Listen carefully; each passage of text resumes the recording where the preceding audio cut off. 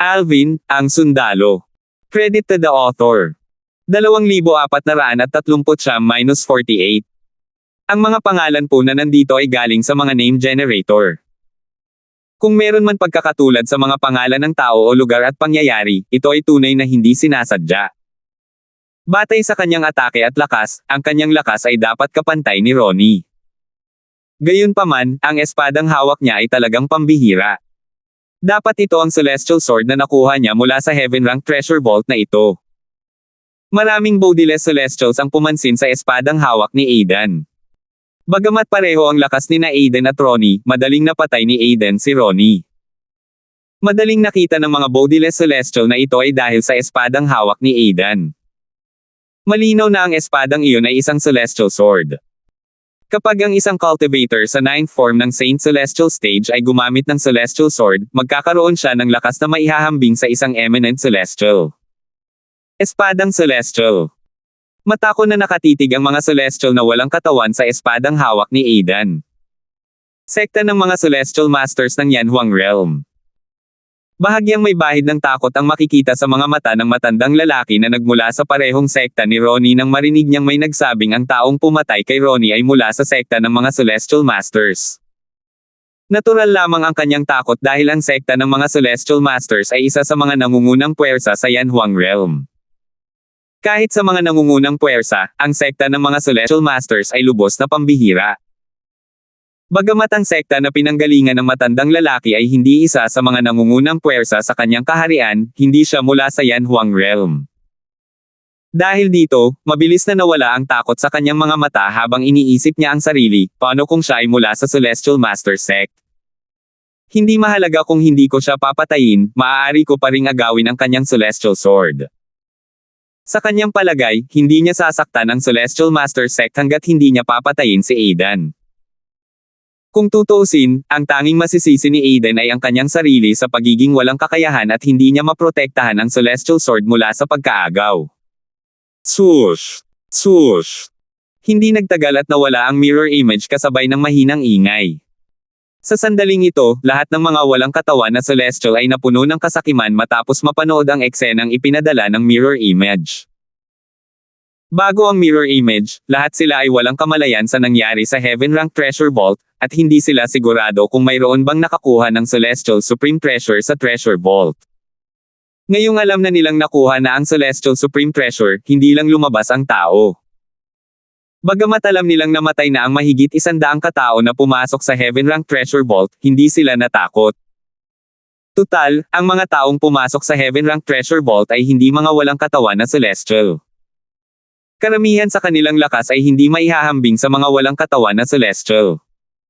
Hindi na ako makapaghintay na lumabas sila. Magpasensya ka na.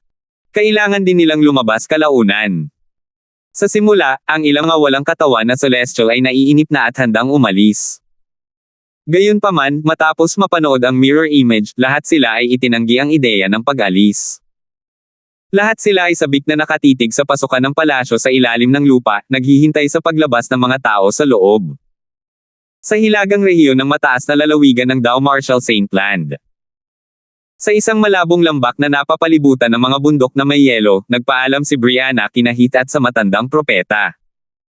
Sa sandaling ito, handa na siyang pumasok sa itim na butas sa kawalan. Guro, Senior Propeta. Papasok na ako ngayon. Ngayong nakapasok na si Brianna sa ikapitong anyo ng Saint Celestial Stage, handa na siyang pumasok sa Sword Saint Secret Zone. Natural lang, hindi niya alam na papasok na pala siya sa Beyond Heaven Secret Zone, hindi sa Sword Saint Secret Zone. Dahil nagkukultibar si Vilma, hindi ko siya hahalikan Palm. Pakiusap, alagaan mo siyang mabuti, sabi ni Brianna bago siya umalis. Bago pa man makasagot si Heath o ang matandang propeta, nawala na siya sa itim na butas. Bumantong hininga si Heath nang makita niya ito. Sa huli, hindi niya mapigilan ang kanyang direktang disipulo na makapasok sa Sword Saint Secret Zone. Bagamat gusto niyang sumama rito, pinagbawalan siyang pumasok dahil isa siyang non-bodiless celestial na mahigit 100 taong gulang na. Sa isang lugar sa lihim na sona ng higit pa sa langit. Isang ginang nakalalabas lang sa isang imbakan ng kayamanan na parang nasa ranggo ng tao ang bumuulong sa sarili, ito. Ang panganay kong kapatid na babae ay pumasok din. May hawak na feng shui compass ang babae sa oras na ito. Ang kanyang magagandang mata ay tumingin sa feng shui compass ng ilang sandali bago siya lumipad layo. Parang talon ang buhok ng babaeng ito. Kaaya-aya ang kanyang pangangatawan, at kahanga-hanga ang kanyang anyo. Higit sa lahat, ang kanyang anyo ay kapareho ni Brianna.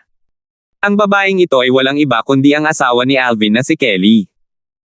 Kung isang buwan pa lang ang nakalipas, hindi sana mararamdaman ni Kelly ang presensya ni Brianna kahit nakambal sila. Ang dahilan kung bakit nararamdaman ni Kelly ang presensya ni Brianna ngayon ay dahil sa paglakas nito. Dahil bumuti ang kanyang cultivation base nang mabawi niya ang ilan sa kanyang mga alaala mula sa kanyang nakaraang buhay, hindi lamang tumaas ang kanyang lakas, kundi natuklasan din niya na ang kanyang mga pandama sa kanyang paligid ay nagiging mas matalas din. Dahil dito, madali niyang naramdaman si Brianna nang pumasok si Brianna sa Beyond Heaven Secret Zone. Natural lamang, ito ay dahil din sa koneksyon sa dugo sa pagitan nila. Samantala, natuklasan ni Brianna na nasa isang kagubatang bato siya pagkatapos niyang makapasok sa black hole. Sa sandaling ito, naririnig niya ang mga tunog ng pagsabog na parang nag-aaway ang mga tao. Narinig din niya ang mga ungol ng mga tao. Akin ang kataas-taasang kayamanan sa langit. Gusto ko rin itong Celestial Supreme Treasure. Lumapit si Brianna sa nagkakagulo at nakita ang ilang taong nag-aaway. Bukod doon, nakita niya ang maraming nanunood na nakatayo sa gilid. Tumingin siya sa paligid bago tuluyang bumagsak ang kanyang mga mata sa lugar sa ibaba kung saan nag-aaway ang mga tao. Naisip niya, Celestial Supreme Treasure. May Celestial Supreme Treasure ba rito? Nakakita si Brianna ng isang kutsilyong hugis gasuklay na lumulutang sa ibabaw ng isang matayog na bato. Napansin niyang kaiba ang kutsilyo sa isang sulyap pa lang. Naramdaman niya ang mabilis na pagtibok ng kanyang puso habang iniisip niya, iyon siguro ang Celestial Supreme Treasure. Hindi niya inaasahan na makakatagpo siya ng isang Celestial Supreme Treasure pagpasok niya sa black hole.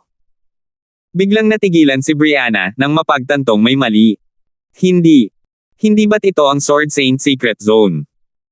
Tanging ang mga miyembro mula sa Seven Absolute Sect at ang mga taong kilala niya ang nakapasok sa Sword Saint Secret Zone. Walang ibang nakapasok. Hindi ba't ang lugar na ito ang Sword Saint Secret Zone? Patuloy niyang naisip, naaalala kong sinabi ni Senior Prophet na ang susi na mayroon siya sa Sword Saint Secret Zone ay hindi lamang ang susi. Maaaring may ibang tao rin na may susi. Malamang na ang mga taong ito ay pumasok gamit ang iba pang mga susi.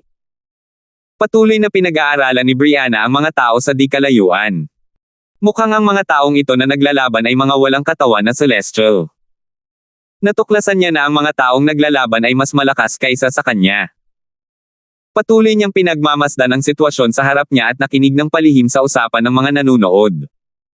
Sino sa tingin mo ang makakakuha ng Celestial Supreme Treasure sa huli? Sa tingin ko, isa sa dalawang 5 Tribulation Bodiless Celestials ang makakakuha ng Celestial Supreme Treasure. Tutal, sila ang pinakamalakas sa mga taong nag-aagawan para sa Celestial Supreme Treasure. Ang iba ay walang pagkakataon, sabi ng isang lalaking nasa katanghaliang gulang. Nang marinig ito, agad na lumingon si Brianna upang tingnan ang dalawang taong nag-aaway ng matindi. Tila iniiwasan sila ng ibang tao habang nag-aaway sila. Mukhang ang dalawang iyon ay ang 5 Tribulation Bodiless Celestials. Namangha si Brianna. Halos hindi niya mahuli ang galaw ng dalawang tao. Hindi mahirap para sa kanya na sabihin na ang dalawang taong iyon ay ang 5 Tribulation Bodiless Celestials. Patuloy na naisip ni Brianna, gayunpaman, ang kanilang lakas ay tila mas mababa kay Daryl mula sa angkan ng dragon. Sa palagay ko ay inaasahan na iyon dahil si Daryl ay nasa bingit ng pagiging isang 6 Tribulation Bodiless Celestial. Bago ito, nakilala niya si Daryl, ang 5 Tribulation Bodiless Celestial, noong siya pa ang sect leader ng Fire Worship Sect. Noong panahong iyon, napilitan si Daryl na humingi ng tawad at yumuko kay Alvin, a Sentimo, ang kanyang bayaw.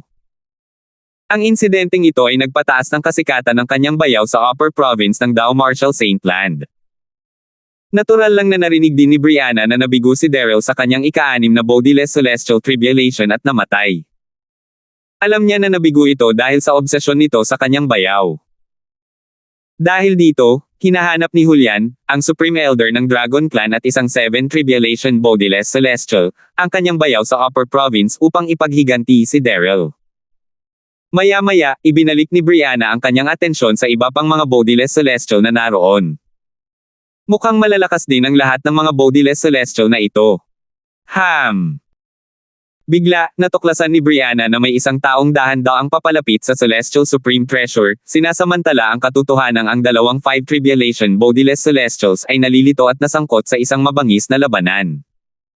Plano ba niyang nakawin ang Celestial Supreme Treasure? 2,440. Magtatagumpay kaya siya? Naisip ni Brianna sa sarili. Bukod kay Brianna, may ilang tao na nakapansin sa kilos ng lalaki. Malapit na siya sa Celestial Supreme Treasure. Hindi maiwasan ni Brianna na kabahan para sa lalaki nang makita niyang ilang metro na lang ang layo nito sa Celestial Supreme Treasure. Boom! Boom! Isang malakas na pagsabog ang biglang umalangaw-ngaw sa hangin, dahilan para mayanig ng malakas ang kawalan malapit sa Celestial Supreme Treasure. Dahil sa shockwave, lumipad ang lalaking papalapit sa Celestial Supreme Treasure. Nakuha ng pagsabog ang atensyon ng dalawang 5 Tribulation Bodiless Celestials. Sinusubukang nakawin ang Celestial Supreme Treasure. Naghahanap ng kamatayan. Pinanood ni Brianna ang dalawang 5 Tribulation Bodiless Celestials na tumigil sa pakikipaglaban at nagsimulang galit na atakihin ang lalaking nagtangkang agawin ang Celestial Supreme Treasure mula sa ilalim ng kanilang mga ilong.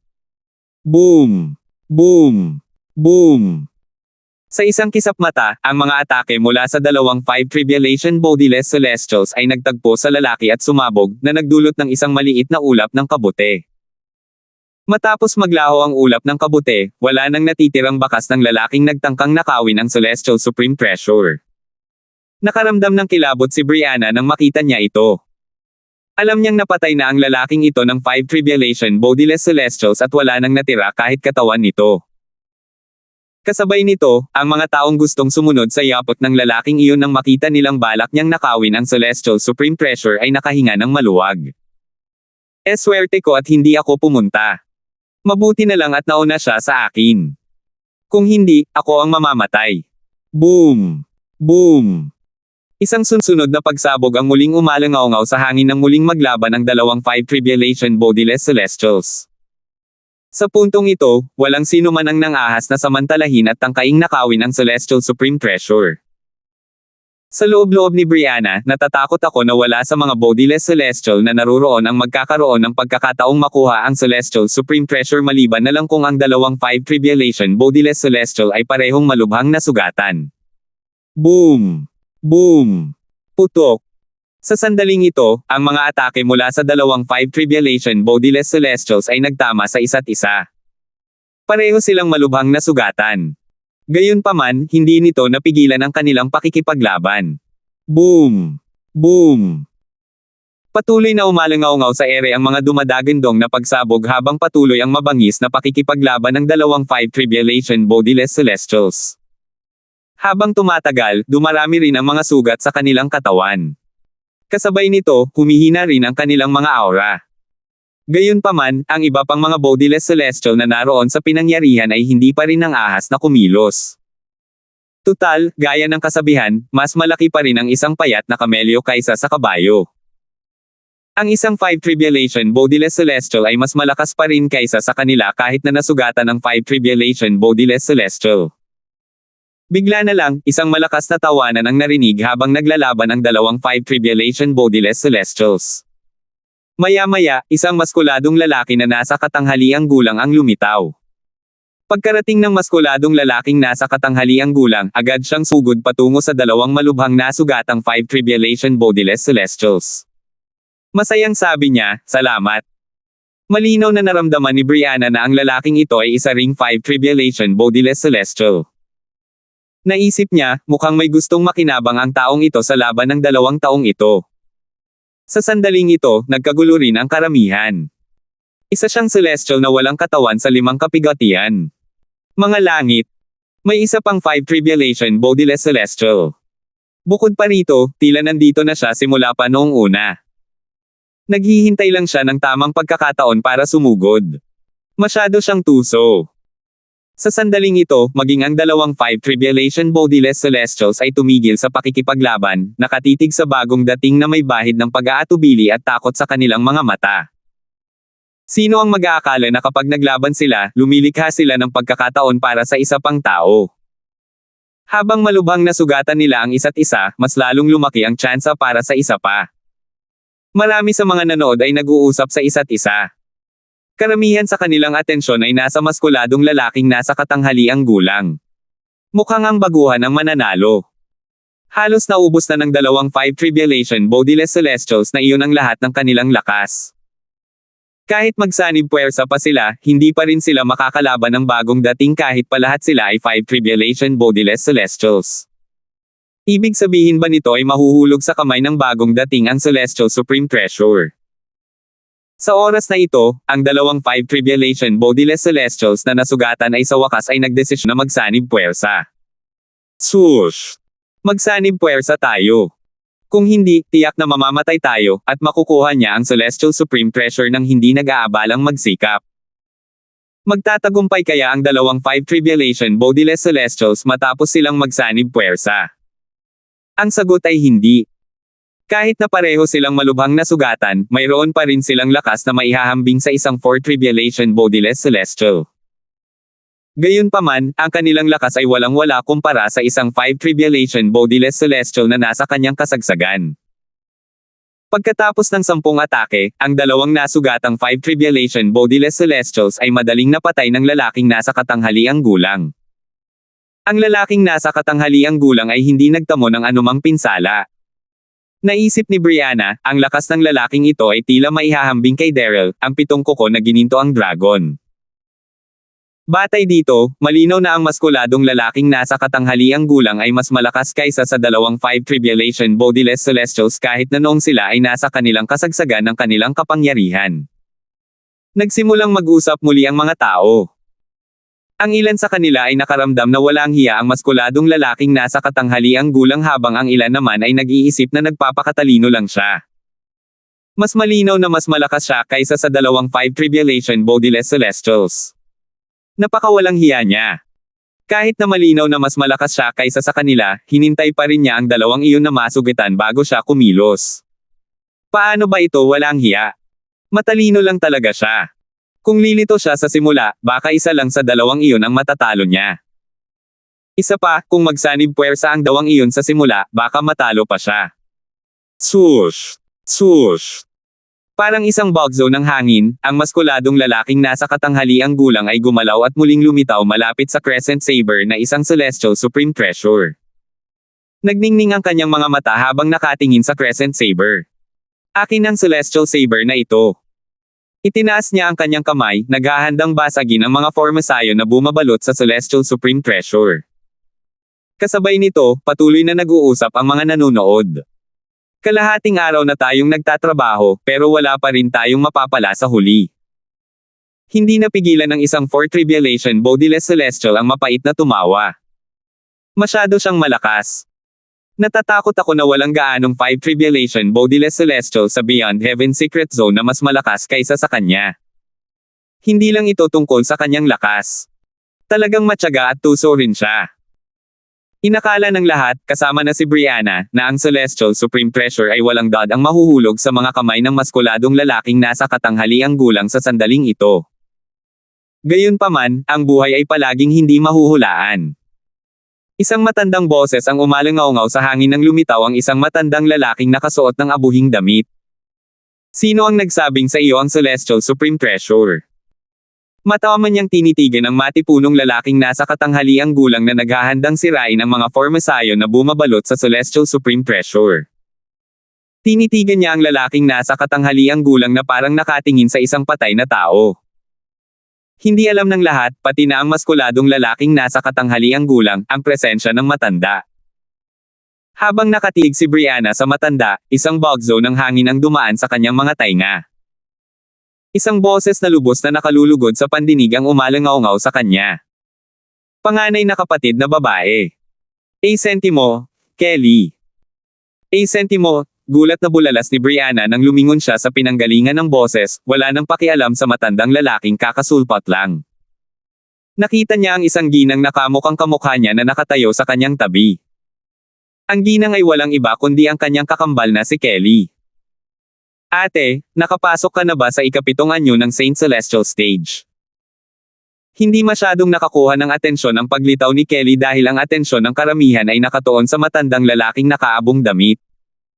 Nagkagulo na naman ang mga tao.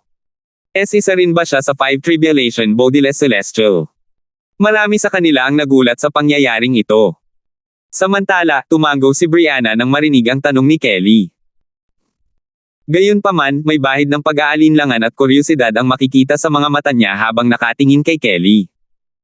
Naaalala pa rin niya ang eksena nang mawala si Kelly sa black hole. Ayon kay Tanya, ang lakas ni Kelly, noong panahong iyon, ay maihahambing sa isang 3 Tribulation Bodiless Celestial o posibleng mas malakas pa.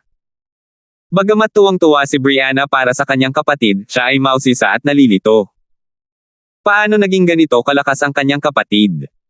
Binuka niya ang kanyang bibig upang itanong ang nag-aalab na tanong sa kanyang isipan, Kelly. Putok. Isang malakas na pagsabog ang pumutol kay Brianna sa sandaling ito.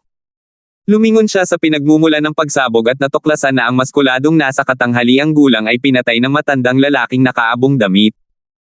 Bago namatay ang maskuladong lalaking nasa katanghaliang gulang, napabuntong hininga siya. 6 na kapigatian walang katawan celestial. Ito ang kanyang mga huling salita. Parang biglang bumilis ang tibok ng puso ng mga taong naroon nang marinig nila ang naghihingalong mga salita ng maskuladong lalaking nasa katanghaliang gulang. 6 na kapigatian na walang katawan na celestial. Siya ang tunay na panalo. 2,441. Nang masugitan ng 5 Tribulation Bodiless Celestials, lumitaw ang maskuladong lalaking nasa katanghaliang gulang at sinamantala ang pagkakataong patayin sila. Nang panahong iyon, inakala ng mga taong naruroon na tiyak na makukuha ng maskuladong lalaking nasa katanghaliang gulang ang Celestial Supreme Treasure. Gayunpaman, taliwas sa kanilang inaasahan, nang malapit ng basagin ng maskuladong lalaking nasa katanghaliang gulang ang mga formasayon na bumabalot sa Celestial Supreme Treasure upang kunin ito, lumitaw ang isang matandang lalaking nakaabong damit at direktang pinatay ang maskuladong lalaking nasa katanghaliang gulang. Kanina pa ipinahayag ng maskuladong lalaking nasa katanghaliang gulang na ang Celestial Saber ay kanya. Gayunpaman, nang lumitaw ang matandang lalaking nakaabong damit, sinabi niya, "Sino ang nagsabing sa iyo ito?" Hindi na nakapag-react pa ang maskuladong lalaking nasa katanghaliang gulang nang bigla siyang pinatay ng matandang lalaking nakaabong damit. Nangyari ang lahat sa isang kisap mata. Ang mga salita ng lalaking nasa katanghaliang gulang na naghihingalo ay nagbunyag sa lahat na ang matandang lalaking nakaabong damit ay isang 6 Tribulation Bodiless Celestial. Natural, hindi napigilan ng lahat na mag-usap muli nang kita nila ang pagbabago ng mga pangyayari. Bumantong hininga sila nang maisip ang 5 Tribulation Bodiless Celestial na namatay ng walang kabuluhan. Kahit ang isang 6 Tribulation Bodiless Celestial ay nandito na. Hindi inaasahan. Hindi ba't natural lang naman to? Palaging may ibang taong sasamantalahin ang sitwasyon kapag nag-aaway ang dalawang tao. 3 celestial na walang katawan sa 5 tribulation ang namatay para sa isang Celestial Supreme Treasure. Sa palagay ko ay hindi nila iisiping makuha ang Celestial Supreme Treasure kung alam nilang nandito ang isang 6 Tribulation Bodiless Celestial. Kung tutuusin, imposibleng talunin nila ang isang 6 Tribulation Bodiless Celestial.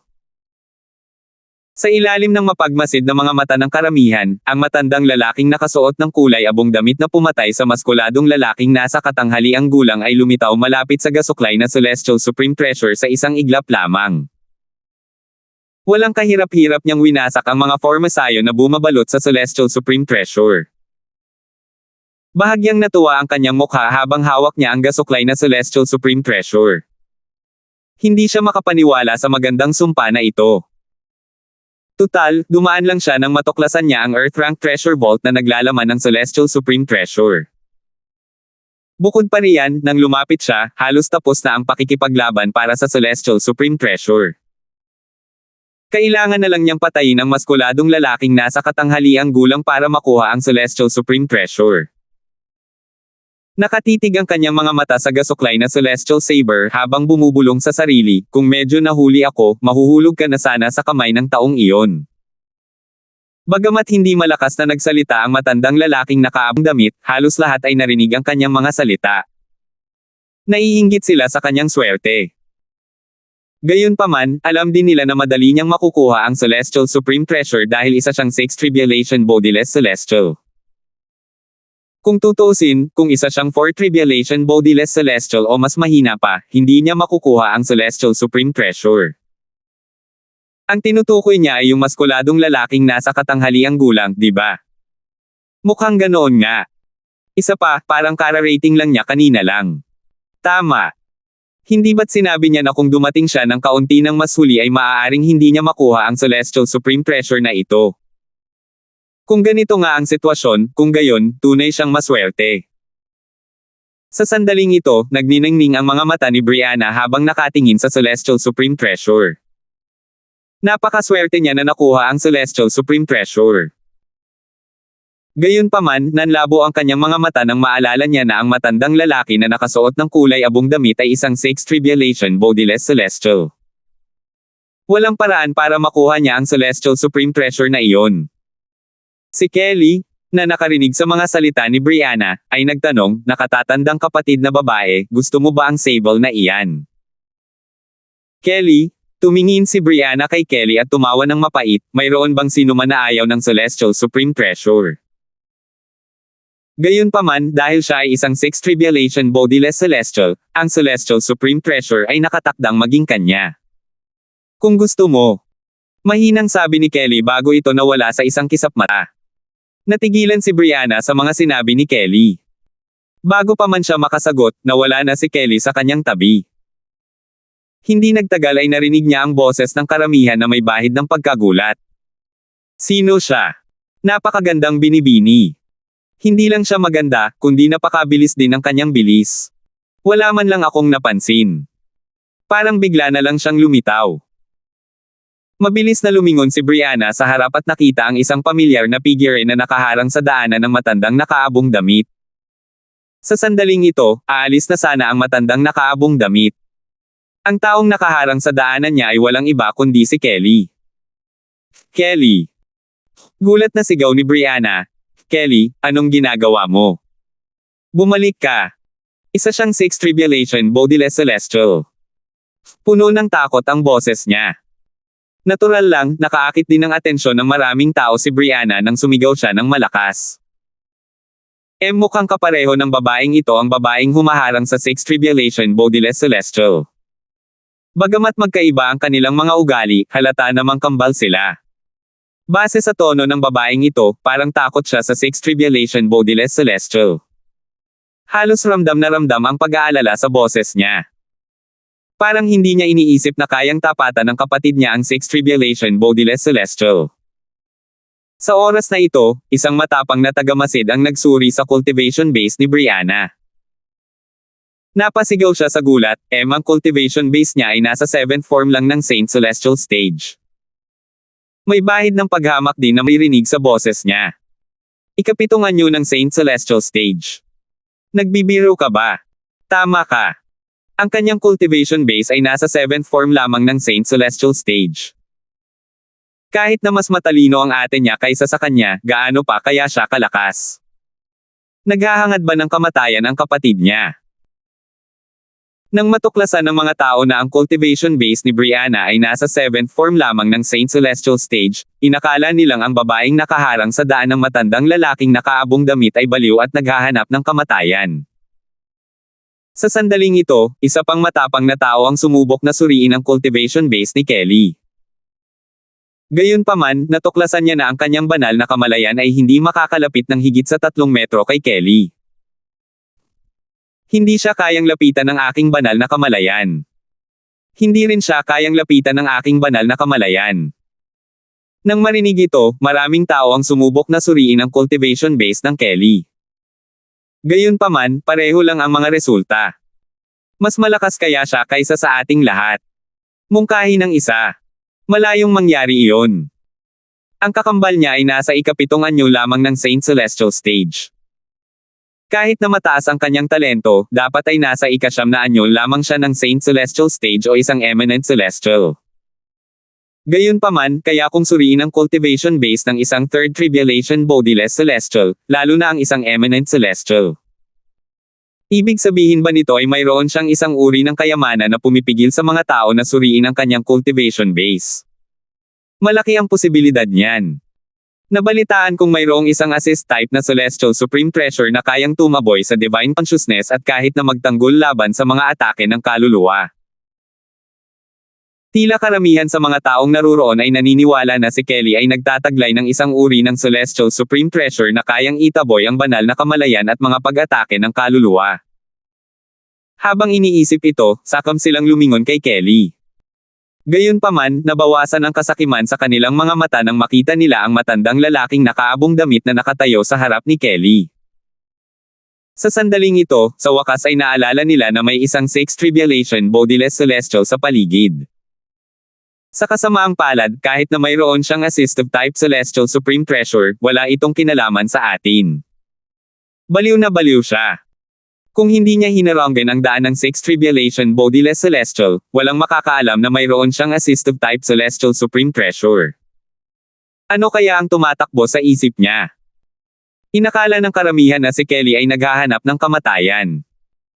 Noong una, inakala nilang kasing lakas siya ng matandang lalaking nakaabong damit dahil sapat ang kanyang tapang para harangan ang daan ng matandang lalaking nakaabong damit. Gayunpaman, nang matuklasan nila na ang cultivation base ng kanyang kapatid ay nasa ika-7 anyo lamang ng Saint Celestial Stage, hindi na nila inisip na kapantay niya ang matandang lalaking nakaabong damit. Tutal, gaano kaya siya kalakas kung ang kanyang kapatid ay nasa ika-7 anyo lamang ng Saint Celestial Stage? Swoosh! Swoosh!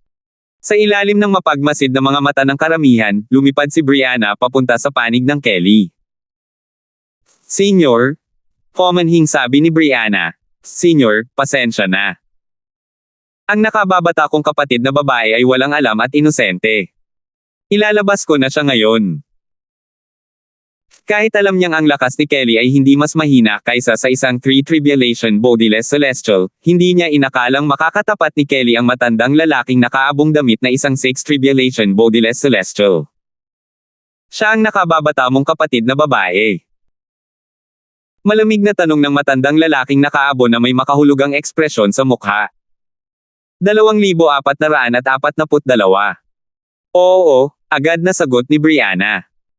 Hindi niya pinanggahasan na tretuhin ng walang respeto ang Sixth Tribulation Bodiless Celestial.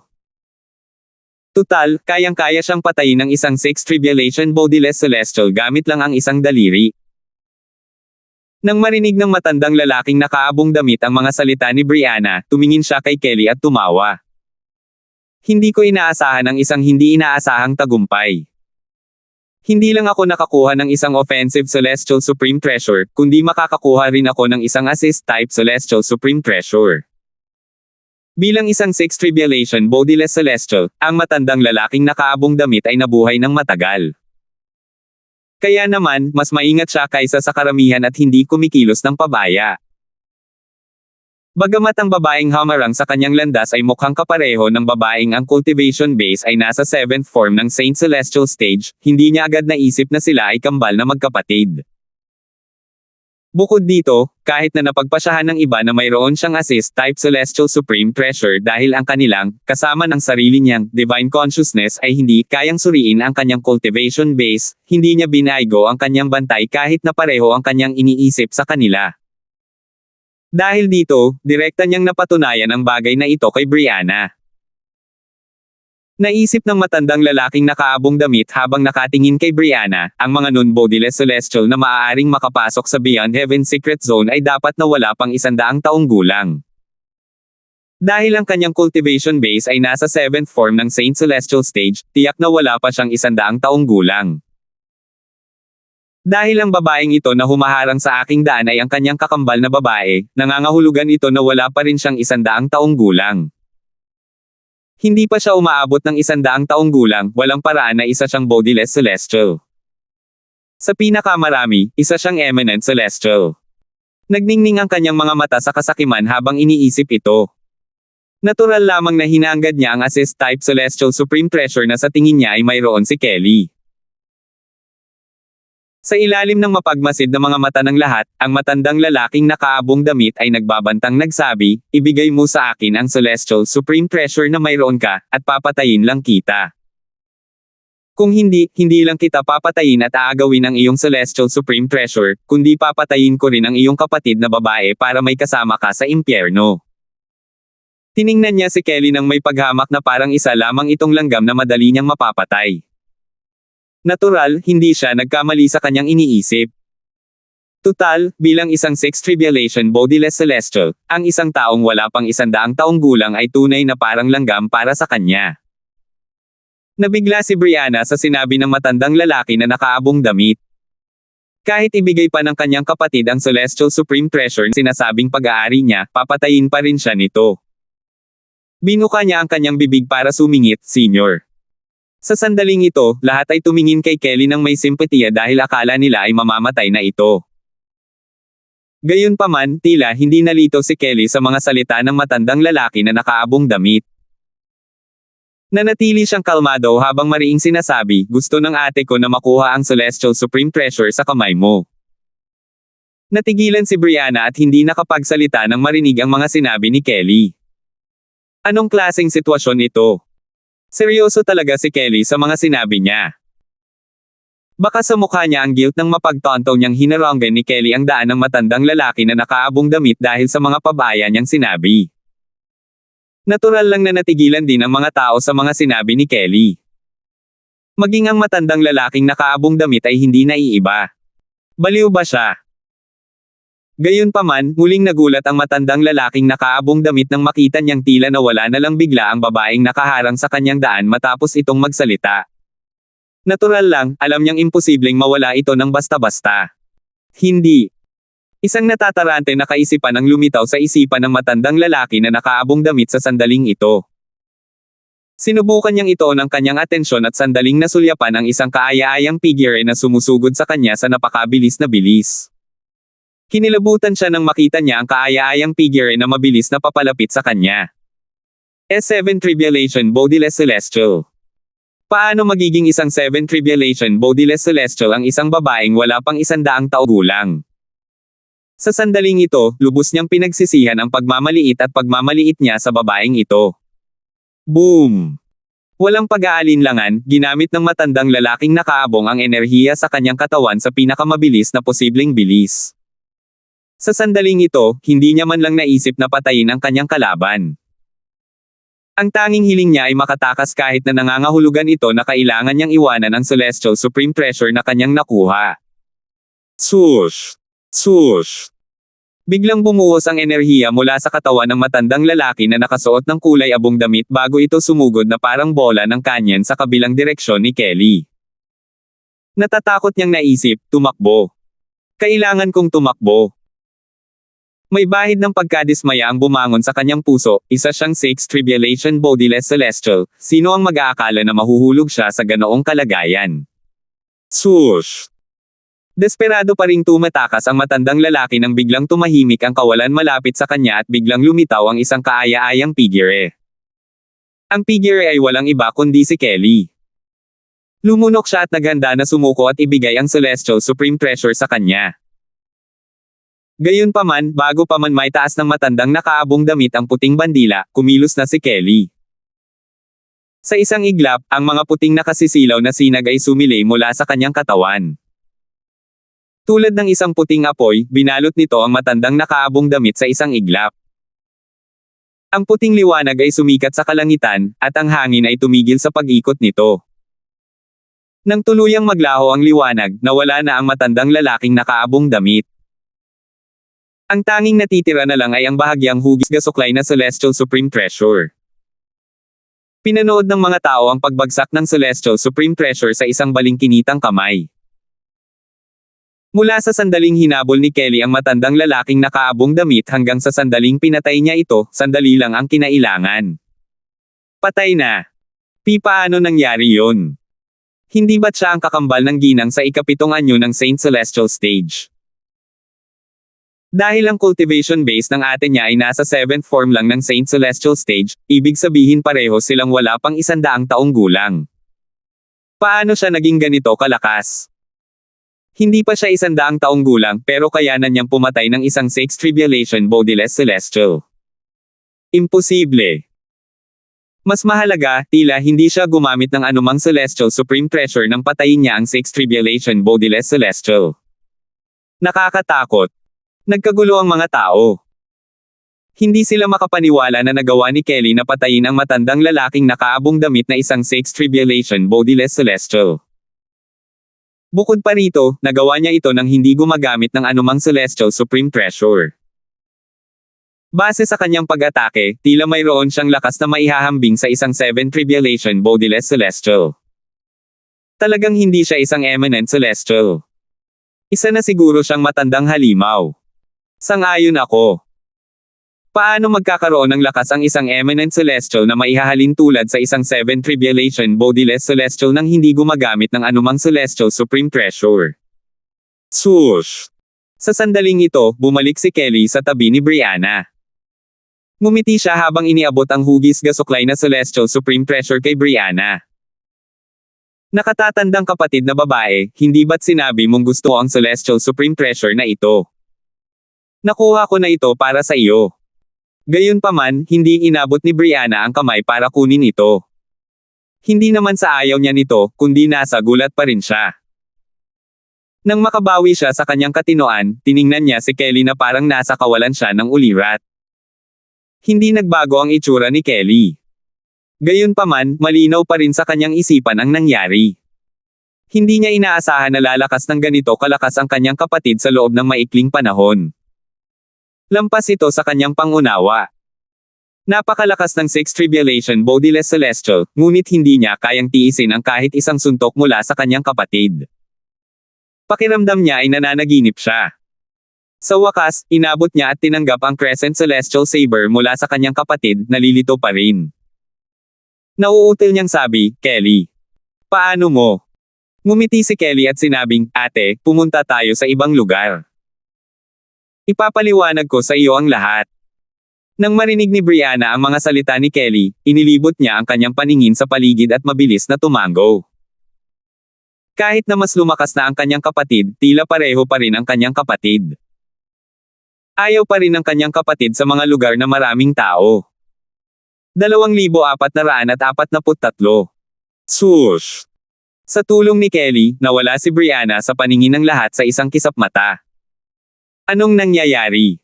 Kapatid ba talaga niya ang babaeng cultivator na nasa 7th form ng Saint Celestial Stage? Tanong ng isang 4 tribulation bodiless celestial kasabay ng paglunok. Hindi ako sigurado. Lahat ng mga celestial na walang katawan na kayang makapasok sa Beyond Heaven Secret Zone ay tiyak na wala pang 100 taong gulang. Kung ang babaeng iyon ay kasing lakas ng isang 7 tribulation bodiless celestial, hindi nakakagulat kung siya ang ninuno ng babae sa 7th form ng Saint Celestial Stage. Paano naging posible na siya ang nakababatang kapatid ng babaeng iyon sa 7th form ng Saint Celestial Stage? Maraming tao ang naguluhan. Posible ba na? Isang haka-haka ng 3 tribulation bodiless celestial sa sandaling ito, ang nakatatandang kapatid na babae ay muling nagkatawang tao. May chismis na mayroong isang espesyal na pamamaraan sa Dow Marshall Saintland na nagpapahintulot sa isang tao na muling magkatawang tao. Sinasabi mo ba na ang babae sa ikapitong anyo ng Saint Celestial Stage ay muling nagkatawang tao sa panahong ito mula halos 10,000 taon na ang nakalilipas? Oo. Kung hindi, paano siya matatawag na ate ng 7 tribulation bodiless celestial stage? Natahimik ang lahat nang marinig nila ang mga salita ng 3 tribulation bodiless celestial. Narinig na rin nila ang mga bulong-bulungan tungkol sa mga taong muling nagkatawang tao, ngunit karamihan sa kanila ay itinuring itong isang panloloko o isang alamat lamang. Sa katunayan, naranasan din ni Alvin ang reinkarnasyon sa pamamagitan ng pambihirang teknik, ang 3 Lives Rebirth Technique, mula sa Rebirth Marshall Emperor sa Cloud Continent. Ito ay isang pambihirang teknik kahit sa Dow Marshall Saintland. Bagamat tila malayong mangyari, ito lamang ang makatwirang paliwanag. Totoo. Kung tutuusin, mas malayong paniwalaan na ang babae ay isang cultivator na wala pang 100 taong gulang na may taglay na lakas na maihahambing sa isang 7 tribulation bodiless celestial nang walang tulong ng kahit sinong celestial supreme treasure. Sang-ayon ako. Samantala, hindi alam ni Brianna na napagpasyahan na ng mga taong iyon na siya ay muling nagkatawang tao. Sa sandaling ito, dinala siya ni Kelly sa isang tahimik at desyerto na lambak na puno ng mga bulaklak at ibon. Tumingin si Kelly kay Brianna at sinabing, "Ate, alam kong marami kang tanong. Sasagutin ko ang mga tanong mo, pero sana'y ilihim mo ito kay Brother Alvin. Ayokong mag-alala siya. Pangako ko na itatago ko ito sa aking sarili kaya pakisabi naman sa akin." Nakaramdam si Brianna ng bahagyang kaba sa kanyang puso nang marinig niya ang mga salita ni Kelly. May kutob siya na ang paraan na ginagamit ng kanyang kapatid para mapalakas ang kanyang lakas ay lubhang mapanganib. Kung hindi sana siya hihilingin ng kanyang kapatid na ilihim ito. Habang nakikinig siya sa paliwanag ng kanyang kapatid, lubhang nagbago ang kanyang ekspresyon. Gulat na tanong ni Brianna, "Sinunog mo ang kaluluwa mo at nabawi ang mga alaala mula sa iyong nakaraang buhay, at kasabay nito, tumaas ang iyong lakas. Kahit papaano, naiwasan mo ang Celestial Ascension Tribulation habang sinusunog mo ang iyong kaluluwa, at ang iyong lakas ay maihahambing sa isang 7 Tribulation Bodiless Celestial." Matapos makinig sa salaysay ni Kelly tungkol sa nangyari, naiisip niya ang matinding sakit na tiniis ni Kelly sa pamamagitan ng pagsunog sa kanyang kaluluwa. Isang mapait na ngiti ang sumilay sa mukha ni Brianna habang umaagos ang mga luha sa kanyang mukha. Ramdam niya ang sakit ng puso para sa kanyang kapatid. "Kelly, kailangan ba ito?" "Ate, ayokong maging pabigat sa kanya." Simpleng sagot ni Kelly. Natural lang, ang siya na tinutukoy niya ay si Alvin. "Ulol mong babae," bulong ni Brianna nang marinig ang sagot ni Kelly at makita ang napakagandang ngiti sa mukha ni Kelly nang magsalita ito tungkol kay Alvin. Sa tingin niya, napakatanga ng kapatid niya. Mabilis na binago ni Kelly ang usapan. "Ate, kakapasok mo lang ba sa secret zone?" "Oo." Tumango si Brianna. "Pagpasok ko pa lang, nakita ko na ang grupo ng mga taong nag-aagawan para sa Celestial Supreme Treasure."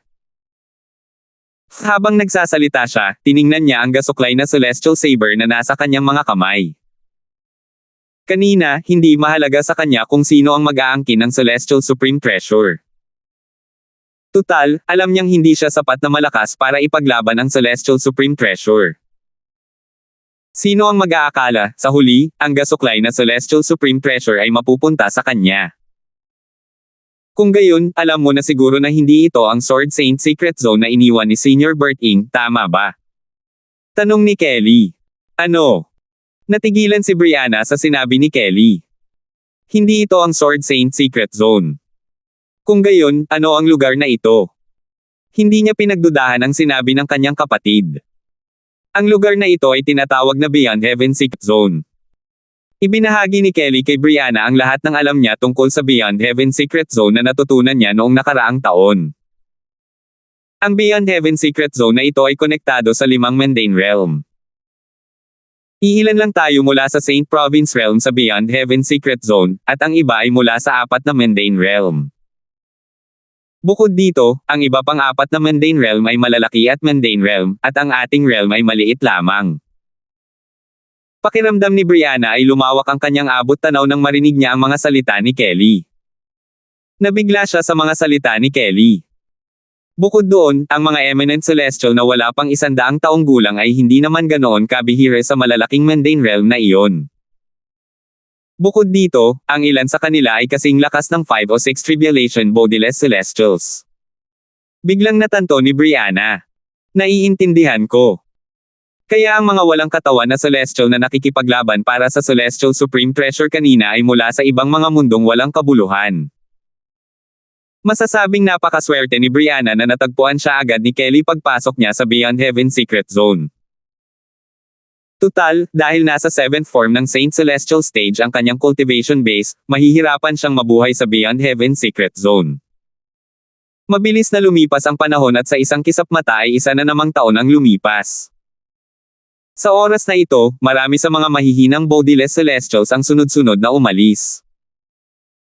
Bukod sa mga nanatili para sa kaguluhan, ang mas malalakas na bodiless celestials ay nanatili sa lihim na lugar at metiyagang naghintay sa labas ng Heaven Rank Treasure Vault na iniwan ni Levi, ang Green Lotus Sword Celestial. Tutal, nakumpirma na nila isang taon na ang nakalipas na nakuha ng 3 kabataan sa loob ng Heaven Rank Treasure Vault ang Celestial Supreme Treasure. Ang kailangan na lang nilang gawin ay hintayin ang 3 kabataan na lumabas para agawin ang Celestial Supreme Treasure. Ang 2 binata at ang batang babaeng iyon. Plano ba nilang manatili roon ng 8 o 9 na taon pa? Sabi ng isang walang katawan na celestial nang nakakunot ang noo. Ayos lang kung plano nilang manatili pa ng 8 hanggang 9 na taon. Matyaga akong maghihintay hanggang sa lumabas sila. Tutal, kailangan din naman nilang lumabas kalaunan maliban na lang kung plano nilang mamatay doon. Sabi ng isa pang walang katawan na celestial. Ang mga papasok sa Beyond Heaven Secret Zone ay magkakaroon ng likas na kakayahang maramdaman ang pasukan at labasan sa kani-kanilang mundo pagkatapos ng 3 taon. Ang sikretong zona ay mananatiling bukas sa loob ng 10 taon. Kung ang isang tao ay hindi aalis pagkatapos ng 10 taon, sila ay makulong sa sikretong zona. Kailangan nilang maghintay hanggang sa susunod na magbukas ang sikretong zona para makaalis, basta't kaya nilang mabuhay ng ganoon katagal. Kahit na mabuhay pa sila, sino ang nakakaalam kung ano ang magiging kalagayan ng kanilang pag-iisip? Bukod pa rito, sa Beyond Heaven Secret Zone, hindi magagawang maakit ng isang tao ang Heavenly Tribulation at umakyat sa isang Devata Realm. Ang cultivation base ng isang tao ay mananatiling hindi gumagalaw dito. Ito ay isang kapalaran na mas masahol pa sa kamatayan para sa karamihan ng mga tao. Alam ito, paano magagawa ng sino man na kusang loob na makulong ang kanilang sarili sa Beyond Heaven Secret Zone. Biglang nagsalita ang isang walang katawan na celestial sa sandaling ito, ang gusto ko lang ay isang celestial sword. Wala akong interes sa ibang kayamanan. Gayunpaman, walang nagbigay pansin sa kanya. Kung tutuusin, nakasalalay sa kakayahan ng isang tao kung makukuha niya ang celestial sword kapag lumabas na ang 3 binata sa Heaven Rank Treasure Vault. Sa imbakan ng kayamanang nasa ranggo ng langit na iniwan ni Levi, ang hermitong berdeng lotes. Shoo! Ang mahinang tunog ng ungol ng espada sa hangin ay umalangaw-ngaw sa isang marangyang pinalamutian na bulwagan. Isang binata na nakasuot ng lila ang makikitang nakaupo nang nakakros ang mga paa sa ere suot ang isang bilog at magaan na kalasag na binubuo ng 10,000 lumilipad na espada. Samantala, isang magandang babae at isang binata ang nakaupo sa isang sulok, nagsasaka. Bigla. Shoo! Shoo! Shoo!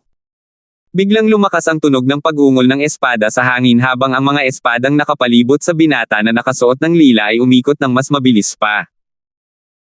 Kasing bilis ng paglakas ng tunog, biglang tumahimik ang lahat na parang tumigil ang oras.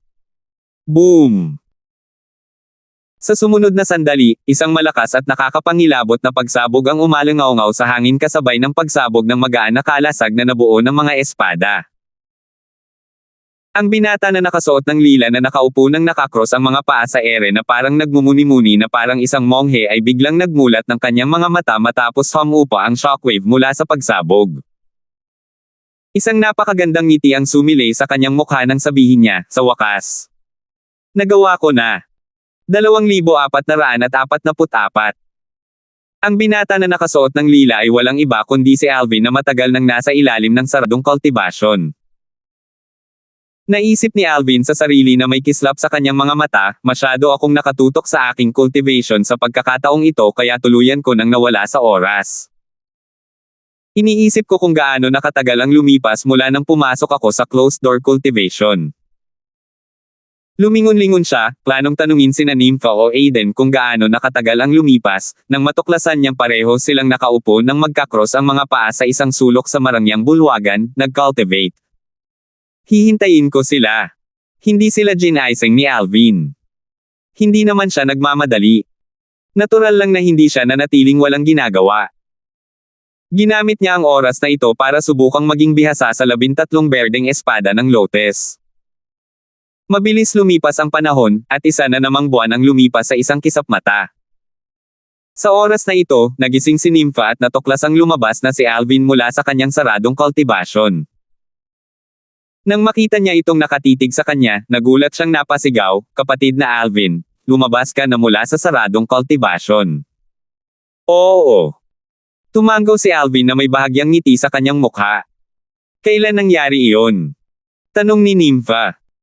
1 buwan na ang nakalipas, nakangiting sabi ni Alvin. Aalis na ba tayo sa lugar na ito? Isang nag-aalalang ekspresyon ang lumitaw sa mukha ni Nympha nang sabihin niya, hindi ko alam kung naghihintay pa rin sa atin ang mga walang katawan na celestial sa pasukan. Maganda sana kung may isa pang labasan.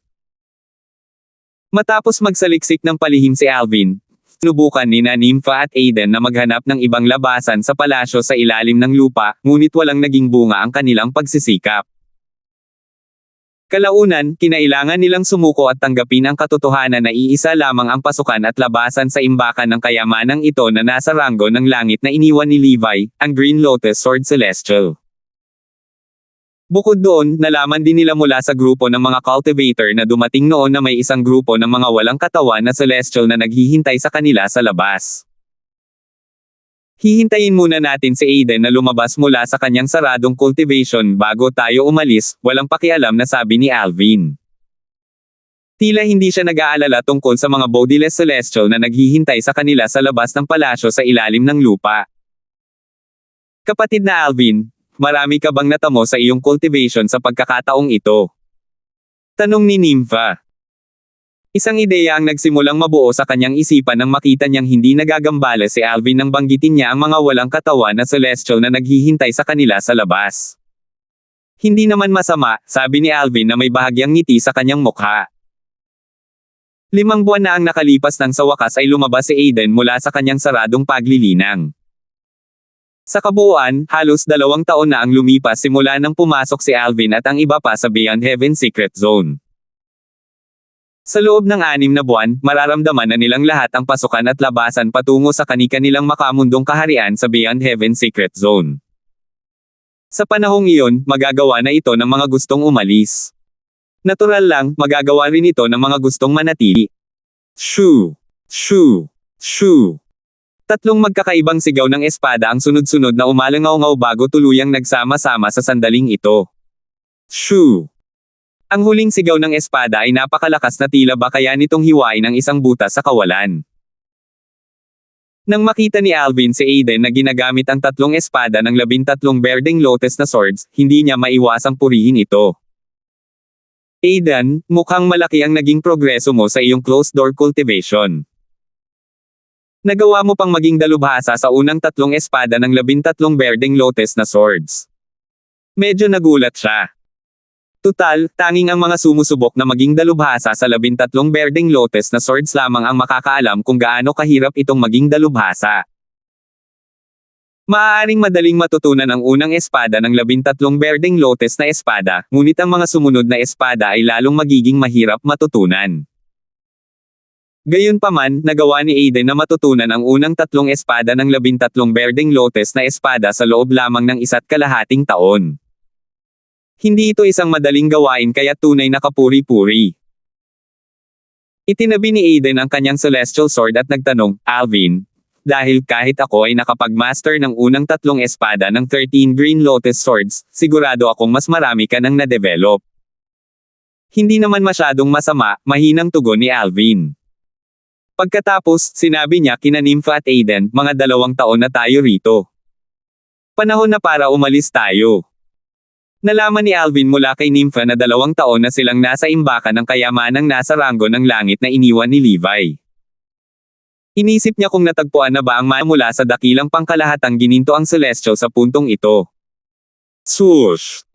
Ikinumpas ni Alvin ang kanyang kamay at isang feng shui compass ang lumitaw mula sa kawalan sa kanyang kamay. Nakuha niya ang feng shui compass na ito kanina sa Heaven Rank Treasure Vault na ito. Dapat itong maghatid sa kanila sa kanilang susunod na destinasyon na maaaring maging isang Human Rank Treasure Vault, Heaven Rank Treasure Vault o ang lokasyon ng mana ng isang Great Overarching Golden Celestial. Sa labas ng palasyo sa ilalim ng lupa. Walang tao. Gulat na bulalas ni Aiden. Plano niyang umatras pabalik sa palasyo sa ilalim ng lupa kung maraming bodiless celestial sa labas. Naisip niya na mas makabubuting mag-ingat. Hindi niya bibigyan ng pagkakataon ang mga bodiless celestials na atakihin sila. Magiging ligtas sila sa palasyo sa ilalim ng lupa na may mga formasayon na pumipigil sa pagpasok ng mga bodiless celestials. Maingat niyang naisip sa sarili, nagtatago ba sila? Sa sandaling lumitaw ang kaisipang iyon sa isipan ni Aiden, isang malakas na tunog ang umalingaw-ngaw sa hangin. Boom! Kasunod nito, nakita ni Aiden si Alvin, na nangunguna sa paglalakad, na pinapadyak ang kanyang mga paa bago lumipad pasulong. Sa isang kisap mata lamang, si Alvin ay nakapaglakbay na ng malayo. Kapatid na Alvin. Tawag ni Nympha. Katulad ni Aiden, nag-aalala rin siya. Nang babalaan na sana niya si Alvin tungkol sa panganib, natuklasan niyang lumipad na ito ng malayo. Dahil dito, wala siyang ibang magawa kundi ang maglakas loob at sumunod. Nang makita ito, si Aiden, na puno ng pagkabalisa, ay sumunod din kina Alvin at Nympha. Habang lumilipad siya pasulong, palagi niyang sinusuri ang kanyang paligid na parang nag-aalala siyang may sesolake anumang oras. Pagkalipas ng ilang sandali, huminto si Alvin. Hinihintay sina Nympha at Aiden na makahabol. Nang magtipon silang lahat, naghanda silang pumunta sa direksyon kung saan nakaturo ang karayom ng Feng Shui Compass. Kakaalis lang ng mga walang katawan na celestial na iyon. Hindi makapaniwala sina Aiden at Nympha. Sa ngayon, wala pa silang nakikitang balat o buhok ng sinumang walang katawan na celestial. Hindi sila makapaniwala na walang naghihintay sa kanila sa labas ng palasyo sa ilalim ng lupa. Nang paalis na sila, walang pakialam na sinabi ni Alvin, "Nandito na sila." Swoosh! Swoosh! Pagkatapos magsalita ni Alvin, bago pa man makasagot sina Nympha at Aiden, umalangaw-ngaw na sa ere ang malakas na hangin. Malaki ang ipinagbago ng ekspresyon ni Aiden at Nympha. Sa isang kisap mata lamang, silang tatlo ay napapaligiran ng humigit kumulang 20 tao. Sa mga taong ito, mayroong mga matatandang lalaki at babae, mga lalaking nasa katanghaliang gulang at mga babaeng nasa katanghaliang gulang, at mga binata at dalaga. Lahat sila ay may iisang bagay na pagkakatulad. Lahat sila ay mga walang katawan na celestial. Bukod dito, sila ay mga makapangyarihang walang katawan na celestial. Napakabilis. Hindi ko nga makita ang mga galaw nila. Nakaramdam ng kilabot sina Nympha at Aiden. Hindi nila mahuli ang galaw ng mga walang katawan na celestial, lalo na't hindi nila matukoy kung saan sila nanggaling. Sa kabaligtaran, nanatiling kalmado si Alvin. Hindi siya nababagabag sa pagpapakita ng mga walang katawan na celestial na ito. Walang makikitang kahit kaunting emosyon sa kanyang mukha. Isang matandang lalaki ang sakam na tumingin kay Alvin at sa kanyang mga kasama habang tumatawa. Sa wakas ay nakaalis na kayong lahat sa palasyo sa ilalim ng lupa. Alam nyo ba kung gaano na kami katagal naghihintay sa inyo? Isang lalaking nasa katanghaliang gulang ang tumingin sa kanilang tatlo ng may ngiting. Ang batang ito at ang babaeng ito ay talagang maingat. Nakakalungkot na pareho kayong hinaila pababa ng batang ito. Sa tingin mo ba ay hindi namin mahulaan na tatakbo kayo pabalik sa palasyo sa ilalim ng lupa kung mas maaga ninyong matuklasan ang aming presensya? Nakita niya kung gaano kaingat sina Aiden at Nympha kanina, natural lang, nakita rin niya si Alvin na sumusugod, tila walang pakialam. Maaaring inatake na sana ng lahat ng mga walang katawan na celestial si Alvin nang sumugod ito. Gayunpaman, nagpasya silang maghintay hanggang sa maabyutin nina Aiden at Nympha si Alvin bago sila kumilos. Ayaw nilang ipagsapalaran ang tatlong iyon na tumakbo pabalik sa palasyo sa ilalim ng lupa. Bukod dito, silang tatlo ay may taglay na tig-iisang celestial supreme treasure. Mas mainam na ipakilala ang kanilang mga sarili kapag magkasama silang tatlo. Napangiti na lamang si Aiden nang marinig ang mga salita ng mga walang katawan na celestial. Medyo nalito siya. Tutal, sa buong paglalakbay nila, natutunan niya na si Alvin ay hindi isang taong pabaya. Bakit kumilos ng pabaya si Alvin sa pagkakataong ito? Sa kabilang banda, hango pa ang takot ni Nympha. Tila nawala siya sa kanyang pag-iisip nang makita niyang pinapanatili ni Alvin ang kanyang kahinahunan kahit na napakaraming bodiless celestial ang lumitaw. Naisip niya sa sarili, possible kayang may paraan si Brother Alvin para harapin sila. Nanginig siya.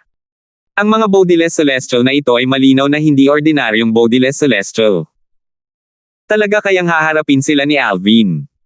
2,445. Tiningnan ni Alvin ang lalaking nasa katanghaliang gulang, ang kanyang mga salita ay puno ng paghamak habang sinasabi niya, sa tingin mo ba talaga ay kailangan naming magtago mula sa inyong lahat? Ang kanyang mga salita ay hindi lamang para sa lalaking nasa katanghaliang gulang na nagsabing hinailan niya pababa sina Nympha at Aiden, ito ay para rin sa lahat ng mga walang katawan na celestial na naruroon sa pinangyarihan.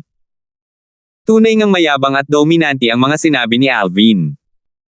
Natural lamang na nagalit ang mga walang katawan na celestial nang marinig nila ang mga salitang ito. Tinitigan nila si Alvin at ang ilan sa kanila ay nagsimula ng gamitin ang kanilang mga enerhiya sa kanilang mga katawan. Brat, naghahanap ka ng kamatayan. Sigaw ng isang naiinip na bodiless celestial habang mabangis na sumusugod kay Alvin. Ang bodiless celestial na ito ang taong nagsalita kanina at nagsabing hinailan ni Alvin sina Nympha at Aiden pababa. Isa rin siyang Sixth Tribulation bodiless celestial. Sa sandaling kumilos ang lalaking nasa katanghaliang gulang, madaling natukoy ng mga bodiless celestial ang kanyang lakas. Wala ni isa sa kanila ang nagulat sa natuklasang ito. Kung tutuusin, ang mga bodiless celestial na natira ay makapangyarihan. Ang pinakamahina sa kanila ay ang Sixth Tribulation bodiless celestials. Maraming 7 Tribulation bodiless celestials ang naroon, kaya naman, ang isang 6 Tribulation bodiless celestial ay hindi kapansin-pansin. Boom! Boom! Isang sunod-sunod na nakabibinging pagsabog ang umalangaw-ngaw sa hangin habang papalapit ang lalaking nasa katanghaliang gulang kay Alvin. Ikinumpas niya ang kanyang mga kamao kay Alvin habang pinagsasama-sama nito ang kanyang enerhiya sa kanyang mga kamao. Sumigaw si Nympha sa takot, kapatid na Alvin. Bagamat hindi niya maintindihan ang galaw ng lalaking nasa katanghaliang gulang, malinaw niyang nararamdaman ang hangin na umiihip habang ang lalaking nasa katanghaliang gulang ay lumalapit kay Alvin. Nakita pa niya ang mga damit ni Alvin na lumilipad sa hangin. Paano niya hindi malalaman na ang lalaking nasa katanghaliang gulang ay naglunsad ng isang pag-atake laban kay Alvin? Bagamat may tiwala siya sa lakas ni Alvin, hindi niya maiwasang makaramdam ng kaba. Naisip ni Aiden nang makita ang lalaking nasa katanghaliang gulang na gumagawa ng hakbang, natatakot akong mas malakas siya kaysa sa isang simpleng 4 o 5 Tribulation bodiless celestial. Pinanood lamang ng iba pang mga walang katawan na celestial ang pag-atake ng lalaking nasa katanghaliang gulang kay Alvin. Walang gumawa ng hakbang para pigilan siya. Natural lamang iyon. Nagalit sila sa mga salita ni Alvin. Bukod dito, nang patayin ng lalaking nasa katanghaliang gulang si Alvin, hindi pa rin siya makakaalis dala ang celestial sword ni Alvin. Mas mabuting hayaan na lang muna nila ang lalaking nasa katanghaliang gulang ang gumawa ng maruming gawain para sa kanila. Sa sandaling kumilos ang lalaking nasa katanghaliang gulang, mabilis na ginamit ni Alvin ang kanyang assist-type divine ability. Elementary Devouring Tactic. Sa ilalim ng mapagmasid na mga mata ng lahat, sinimulang higupin ni Alvin ang lahat ng Heaven and Earth Spirit Energy sa paligid sa isang kisap mata lamang. Maaaring walang maramdaman sina Nympha at Aiden nang gamitin ni Alvin ang Assist-type Divine Ability, ang Elementary Devouring Technique, ngunit malinaw itong naramdaman ng mga bodiless celestial na naruroon ng tuluyang hinigop ni Alvin ang Heaven and Earth Spirit Energy sa paligid. Bagamat nakakita na sila ng Assist-type Divine Abilities mula sa Devata Realms noon, nabigla pa rin sila sa Assist-type Divine Ability ni Alvin. Nakakatakot na Assist-type Divine Ability. Naisip nilang lahat sa kanilang sarili. Di nagtagal, nakita nila ang isang malinaw na espada na lumilitaw sa kamay ni Alvin. Agad na nagliwanag ang kanilang mga mata. Espadang langit. Bulalas ng isa sa kanila. Slash! Patuloy na umalangaw-ngaw ang mga pagsabog sa hangin habang sinuntok ng lalaking nasa katanghaliang gulang si Alvin. Nayanig ang kawalan kasunod ng kanyang mga kamao. Mukhang nakakatakot ito.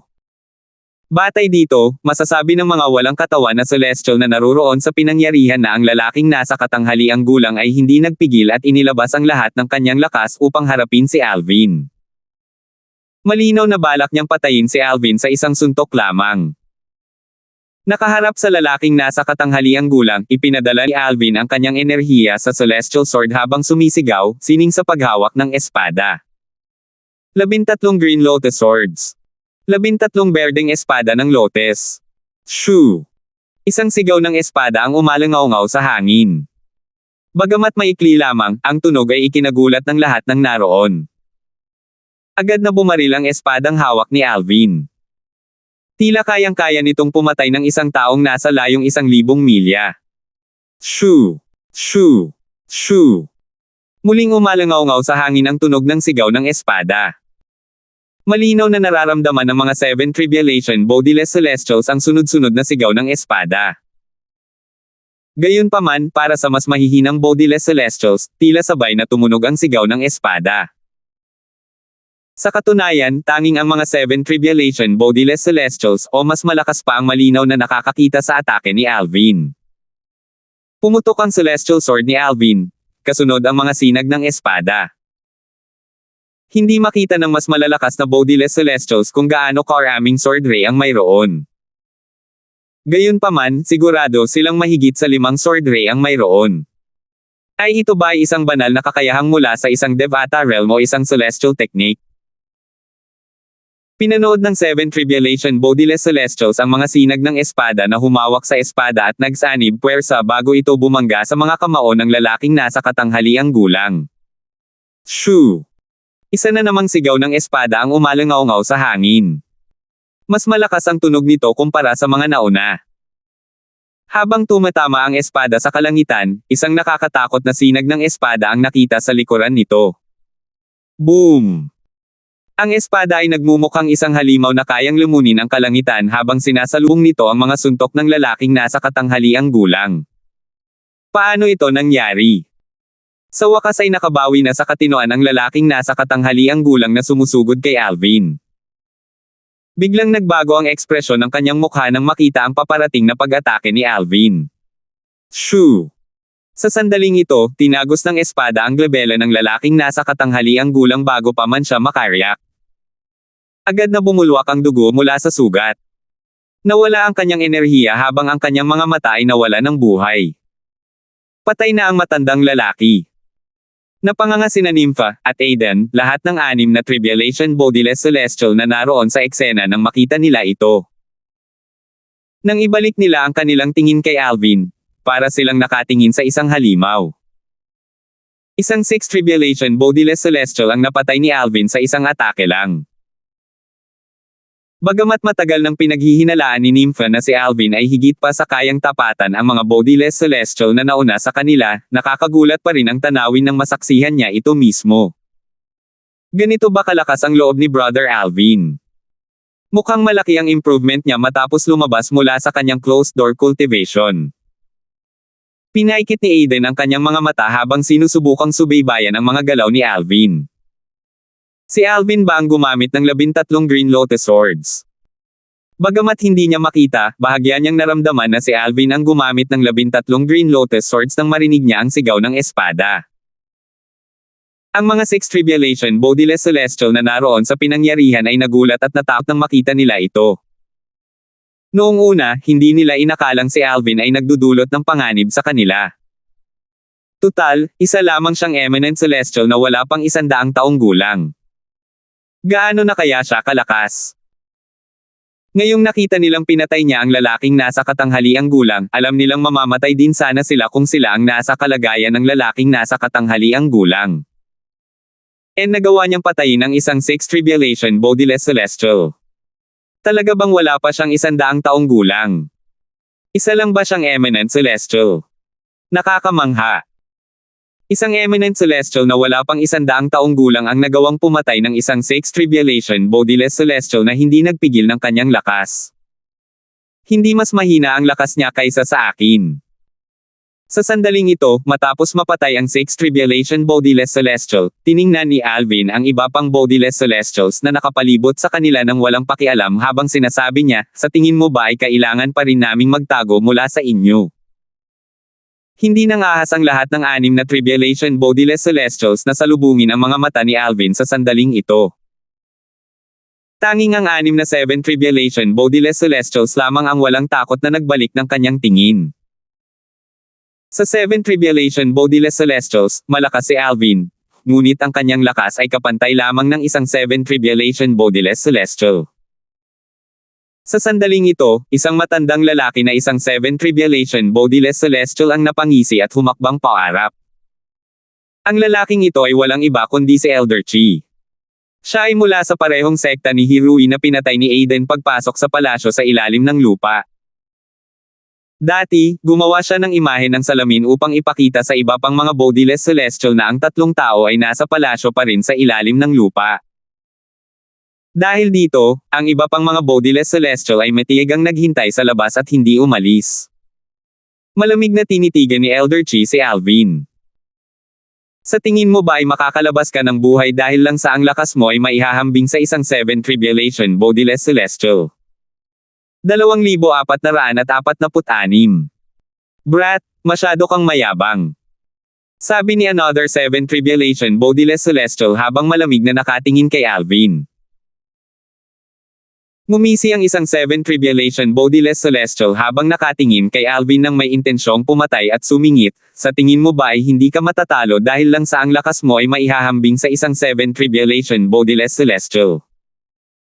Mayroong higit sa isang 7 Tribulation Bodiless Celestial dito. Bagamat walang sinabi ang tatlong natitirang 7 Tribulation Bodiless Celestials, nakatingin sila kay Alvin nang may puot sa kanilang mga mata. Nang marinig ang mga salita mula sa 7 Tribulation Bodiless Celestials, ang 6 Tribulation Bodiless Celestials na naroon ay nagsimulang magbulungan sa isa't isa habang maingat na nakatingin kay Alvin. Karamihan sa kanila ay hindi inakala na makakaligtas si Alvin sa mga pag-atake ng ilang 7 Tribulation Bodiless Celestials na ito. Masyadong mayabang si Alvin. Akala niya ba makakaligtas siya dahil lang sa kasing lakas siya ng isang 7 Tribulation Bodiless Celestial? Napaka-inosente niya. Maaaring hindi siya matalo ng isang 7 Tribulation Bodiless Celestial at maagaw ang Celestial Supreme Treasure mula sa kanya, ngunit paano niya makakayanan ang mga atake mula sa 2, 3 o kahit 4 na 7 Tribulation Bodiless Celestials? Sa palagay ko, mamamatay si Alvin ngayon.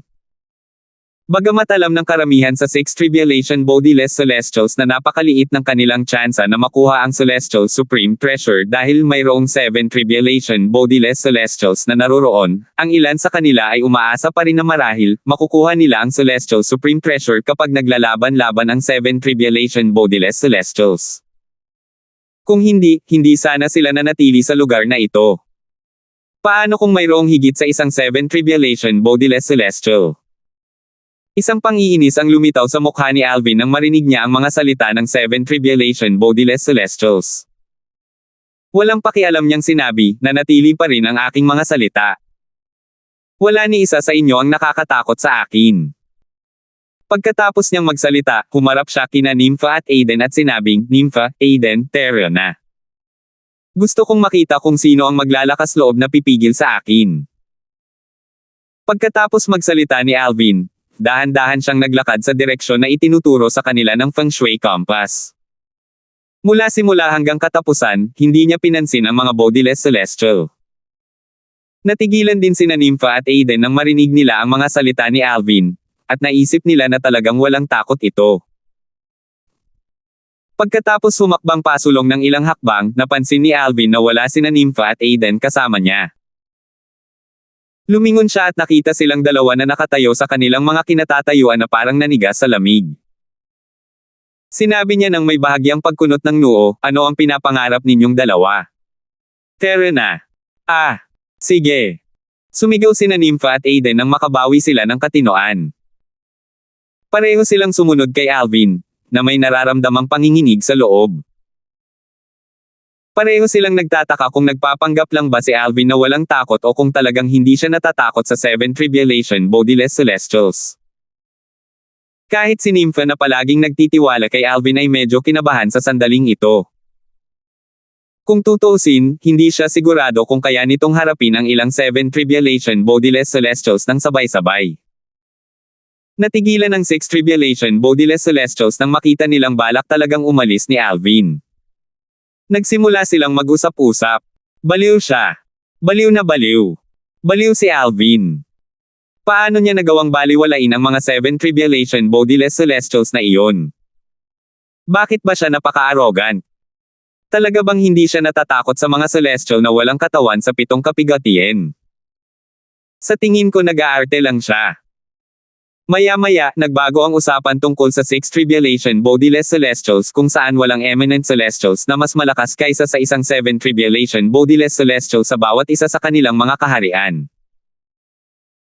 Kung hindi ako nagkakamali, kahit ang isang eminent celestial na nagmamay-ari ng celestial supreme treasure at nakapag-master ng ilang pambihirang divine abilities at celestial techniques ay magkakaroon lamang ng lakas na maihahambing sa isang 7 Tribulation Bodiless Celestial. Hindi ako sigurado tungkol sa ibang mga mundane realm, pero ang pinakamalakas na eminent celestial sa ating mundane realm ay kasing lakas lamang ng isang ordinaryong 7 Tribulation Bodiless Celestial. Hindi siya kayang tapatan ng mga 7 Tribulation Bodiless Celestial na mas malakas. Sa aking makamundong kaharian, mayroon lamang isang eminent celestial sa kasaysayan na nagtataglay ng lakas na maihahambing sa isang 7 Tribulation Bodiless Celestial. Ganito rin sa aking makamundong kaharian. Lahat tayo ay mula sa 4 na malalaking mundong kaharian, ngunit si Alvin ay mula lamang sa maliit na mundong kaharian, ang Saint Province Realm. Kahit sa kasaysayan ng 4 na malalaking mundong kaharian, walang mga eminent celestial na mas malakas kaysa sa isang 7 Tribulation Bodiless Celestial. Paano naging posible para sa isang binata mula sa isang maliit na mundong kaharian na maging mas malakas kaysa sa isang 7 Tribulation Bodiless Celestial? Tama. Nambobola siya. Nagpapanggap lang siya. Samantala, ang 6 na 7 Tribulation Bodiless Celestials ay nagalit nang marinig nila ang mga salita ni Alvin at makita itong naglalakad palayo, hindi man lang sila pinansin. Ang ilan sa kanila ay labis na nagalit kaya't nanginig sila sa galit. Natural lamang na narinig nila ang pag-uusap sa pagitan ng 6 Tribulation Bodiless Celestials at sumang-ayon sila sa kanilang mga salita. Hindi nila inisip na mas malakas si Alvin kaysa sa isang 7 Tribulation Bodiless Celestial. Swoosh! Umihip ang hangin habang ang 6 na 7 Tribulation Bodiless Celestials ay nagsimulang gumalaw upang pigilan si Alvin at ang kanyang mga kasama sa pag-alis. Dahil nakaharang ang mga celestial na walang katawan sa 7 Tribulation, walang nagawa si Alvin at ang kanyang mga kasama kundi ang huminto. Oy! Oy! Oy! Malaki ang ipinagbago ng ekspresyon ni Nympha at Aiden nang makita nilang may 6 na 7 Tribulation Bodiless Celestials. Hindi nila inaasahan na ganito karami ang 7 Tribulation Bodiless Celestials na naruroon. Napakaraming 7 Tribulation Bodiless Celestials. Natigilan si Aiden sa takot nang makita ang eksena sa harap niya. Tumingin ang lahat ng 7 Tribulation Bodiless Celestials kay Alvin nang may intensyong pumatay habang nagsisimula silang magsalita. Bro, ang tapang-tapang mo talaga, ibibigay ko sa'yo yan. Sa tingin mo ba hindi namin mahahalata na nagpapanggap kang matapang? Kahit ang pinakamalakas na eminent celestial sa Moro Realm, Yanhuang Realm, Vast Cloud Realm, at Skyline Realm ay hindi mas malakas kaysa sa isang 7 Tribulation Bodiless Celestial. Sa tingin mo ba ay malilin lang kami at iisipin na mas malakas ka kaysa sa isang 7 Tribulation Bodiless Celestial? Mabuti na lang at hindi ordinaryong eminent celestial si Alvin. Kung hindi, malamang ay napaluhod na siya nang harapin ang mga nakamamatay na titig mula sa 6 na 7 Tribulation Bodiless Celestials. Sa sandaling makapagsalita ang lahat ng 7 Tribulation Bodiless Celestials, agad na nagdilim ang paningin ni Alvin. Kahit si Buddha ay mawawala ng pasensya sa walang katapusang panggigipit ng mga taong ito. Ang kanilang mga salita ay matagumpay na nakapagpagalit sa kanya. Sumigaw siya, umalis ka. Nagalit ng husto ang 6 na 7 Tribulation Bodiless Celestials nang marinig nila ang mga sinabi ni Alvin. Maliligaw. Siya. Pinaalis ba niya tayo? Mali ba ang narinig ko? Hindi mo ginawa.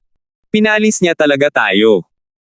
Sa wakas ay napangisi ang isa sa mga celestial na walang katawan sa 7 Tribulation, hinahanap mo ang kamatayan. Ang kanyang boses ay kasing lamig ng taglamig. Pagkatapos niyang magsalita, ikinumpas niya ang kanyang mga braso na parang isa siyang ibon habang lumilipad sa kalangitan. Bumuhos. Bumuhos. Dalawang malalaking pagsabog ang umalangaw-ngaw sa hangin ng kumilos ang Bodiless Celestial sa Seven Tribulation.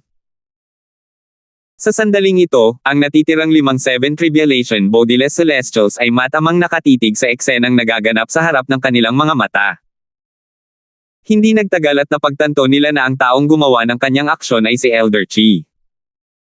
Si Elder Chi ay mula sa parehong sekta ni Ronnie na napatay pagpasok niya sa palasyo sa ilalim ng lupa. Dahil sa ipinakita ni Elder Chi sa mga Bodiless Celestials ng isang salamin, natuklasan nilang ang tatlong unang pumasok sa palasyo sa ilalim ng lupa ay may tig-iisang Celestial Supreme Treasure at hindi pa rin umaalis sa Heaven Rank Treasure Vault. Mamatay ka! Sigaw ni Elder Chi. Biglang lumabas ang enerhiya niya habang sumisilip siya patungo kay Alvin na parang lawin na lumilipad sa himpapawid. Ang mga kamay niya ay parang mga pakpak ng lawin habang kumakaway ang mga ito sa himpapawid. Nanlamig ang mga mata ni Alvin nang makita niya ito. Ngumisi siya nang magsimulang maglabas ang kanyang katawan ng isang nakasisilaw na puting sinag ng espada. Hindi nagtagal at tuluyan siyang binalot na sinag ng espada. Nakita ng mga may mas mataas na cultivation base na tila nagbago na siya at naging bahagi ng 10,000 sinag ng espada.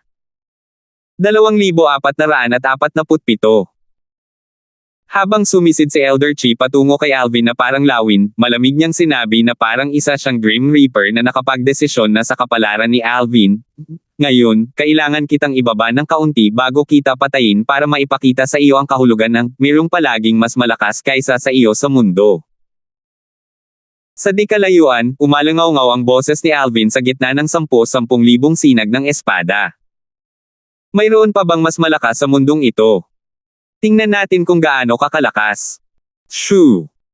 Umalangaw-ngaw sa hangin ang mga tunog ng sigaw ng espada pagkasabi ni Alvin. Sa sandaling ito, tuluyan na siyang nawala, naging kaisa ng 10,000 sinag ng espada. Hindi nagtagal at ang puting liwanag na inilalabas ng mga sinag ng espada ay naging napakaliwanag, dahilan para mapangiwi ang lahat. Nang hindi na kasing liwanag ng dati ang liwanag, napagtanto ng mga taong naruroon na ang mga sinag ng espada ay nagsanib at naging isang ordinaryong espada. Ang mga ekspresyon ng Seven Tribulation Bodiless Celestials ay naging malungkot nang makita nila ang espada. Bagamat karaniwan lamang ang anyo ng espada, mayroon silang nakakabahalang pakiramdam na mayroong higit pa sa nakikita ng mga mata. Tiyak sila na ang espada ay hindi talaga pangkaraniwan. Swoosh! Patuloy na lumapit si Elder Chi kay Alvin habang iginagalaw niya ang kanyang mga braso na tila matatalas na talim na kayang hiwain ang kahit ano. Tila tumaas ang enerhiyang lumabas mula sa kanyang mga braso sa sandaling ito. Malinaw na nailabas na niya ang lahat ng kanyang lakas. Hindi niya pinigilan ang kanyang lakas dahil naramdaman niya na ang espadang ginamit ni Alvin ay hindi simple. Sa katunayan, nakaramdam siya ng panganib mula sa espada. Sumigaw siya, "Mamatay ka!" Umalangaw-ngaw ang boses ni Alvin mula sa espada pagkatapos magsalita ni Elder Chi. Ikaw ang magiging unang Seven Tribulation Bodiless Celestial na papatayin ko. Swoosh! Swoosh! Pagkatapos magsalita ni Alvin, ang espada ay sumugod patungo kay Elder Chi. Gayunpaman, ang bilis nito ay tila napakabagal. Kahit sina Nympha at Aiden, na siyang pinakamahina sa lahat ng naroon, ay malinaw na nakita ang galaw ng espada. Gayunpaman, hindi nila makita ang lalim ng tila simpleng pag-ataking ito. Natural lamang ito dahil kahit ang 6 Tribulation Bodiless Celestials ay hindi ito nakita. Tanging ang 7 Tribulation Bodiless Celestials lamang ang nakakita sa lalim ng pag-atake. Nagdilim ang ekspresyon ng mga 7 Tribulation Bodiless Celestials nang makita nila ang simpleng suntok ni Alvin. Ang lalim ng suntok na ito ay bahagyang katulad ng lalim ng ataking ginamit ni Alvin kanina para patayin ang 6 Tribulation Bodiless Celestial. Kanina, ang Celestial Sword ay bumaril, na sinundan ng mahigit 5 sinag ng espada. Sa loob lamang ng ilang sandali, ang mga sinag ng espada ay sumanib sa Celestial Sword, na nagdulot ng pagsabog ng enerhiya. Isa itong tunay na nakakatakot na atake. Batay doon, alam lang ang tila simpleng ataking ito ay tiyak na nakakatakot din. Pagsasanib ng espada ng katawan. 13 Green Lotus Swords. Sigaw ni Alvin. Ang kanyang atake ay hindi lamang naglalaman ng ika-4 na yugto ng Sovereign Heart Sword, kundi ginamit din niya ang Divine Ability mula sa isang Devata Realm, ang 13 Green Lotus Swords. Ang Sovereign Heart Sword ay parang celestial techniques, maaari itong gamitin kasama ng mga Divine Ability upang lalong mapalakas ang kanyang lakas. Swoosh! Mabilis na napapaliit ang distansya sa pagitan nina Elder Chi at Alvin habang patuloy na ginagalaw ni Elder Chi ang kanyang mga braso na tila pinakamatatalas na espada sa mundo. Shoo! Si Alvin, na naging bahagi na ng espada, ay marahang sumugod patungo kay Elder Chi, hiniwa ang puwang. Ang butas sa kawalan ay lalong lumaki bago nito tila tuluyang nilamon si Elder Chi ng ilang sandali. Isang mahina ngunit maririnig na ingay ang umalangaw-ngaw sa hangin nang sa wakas ay magbanggaan ang espada at si Elder Chi na tila isang lawin.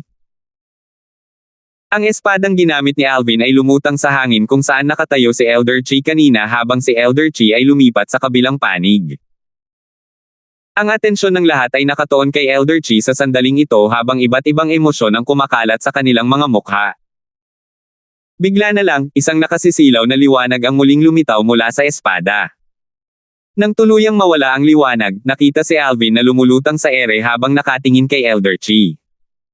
Tila nagulo ang lahat habang nag-uusap sila. Siya. Mukhang maayos naman siya. Hindi siya nasaktan. Kung gayon, ano ang ingay kanina? Gayunpaman, hindi nagtagal at nakita nila ang pagkibot ng katawan ni Elder Chi at isang sugat ang lumitaw sa kanyang glabela. Lumawak ang sugat hanggang sa kanyang noo. Hindi mahirap makita na ang sugat na ito ay sapat na upang patayin ang sinumang bodiless celestial. Naglaho ang aura ni Elder Chi habang unti-unting naglalaho rin ang kanyang katawan. Isang 7 Tribulation bodiless celestial ang namatay ng ganoon na lang. Katahimikan ng bumalot sa buong lugar sa sandaling ito. Matapos masaksihan ang pagkamatay ni Elder Chi, sabay-sabay na bumalik ang tingin ng lahat kay Alvin. Isang ekspresyon ng pagkagulat ang makikita sa mukha ni Nympha sa sandaling ito. Naglaho na rin ang lahat ng kanyang pag-aalala. Bagamat palagi siyang may tiwala kay Alvin, hindi pa rin niya maiwasang mag-alala tungkol dito. Tutal, nahaharap naman ito sa isang mapanganib na sitwasyon kanina. Nakahinga siya ng maluwag habang iniisip, kaya ba ni Brother Alvin na patayin ang isang 7 Tribulation bodiless celestial ng ganoon kadali? Nangangahulugan ba ito na ang kanyang lakas ay maihahambing sa isang 8 Tribulation bodiless celestial? Ay ito. Natulala si Aidan.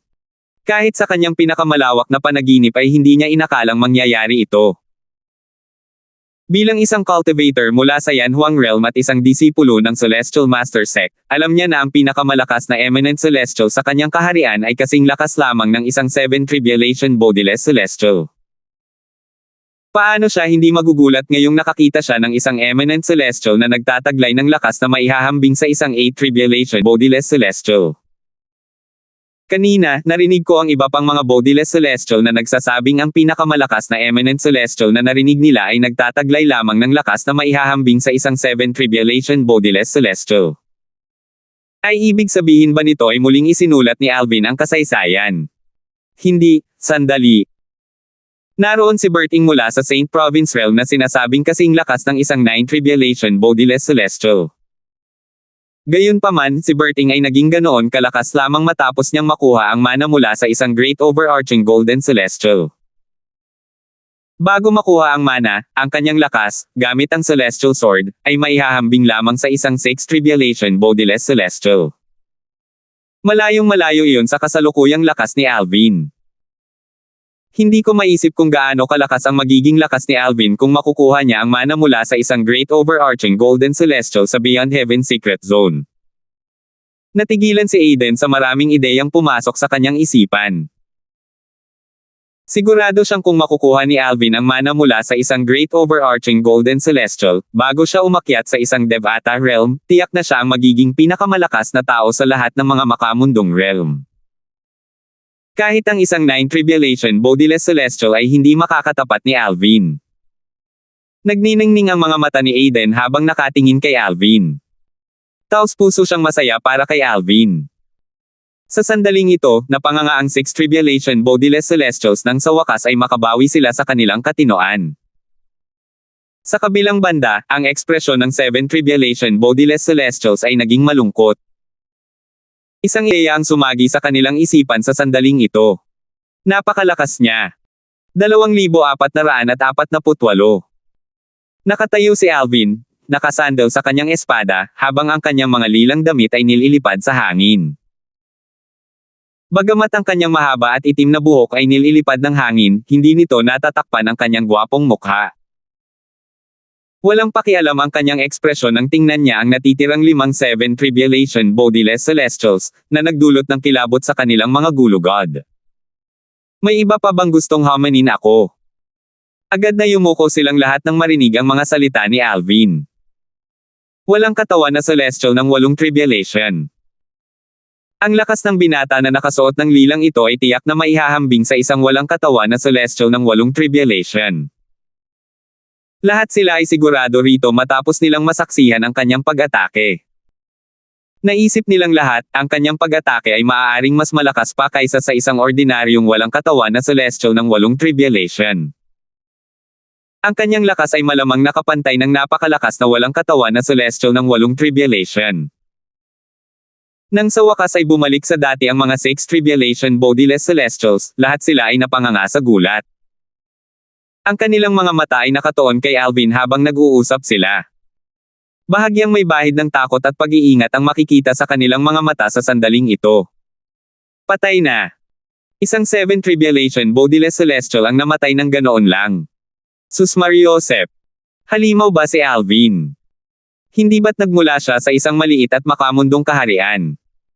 Paano siya naging ganito kalakas at kakilakilabot? Isa ba talaga siyang imminent celestial, hindi isang tribulation bodiless celestial?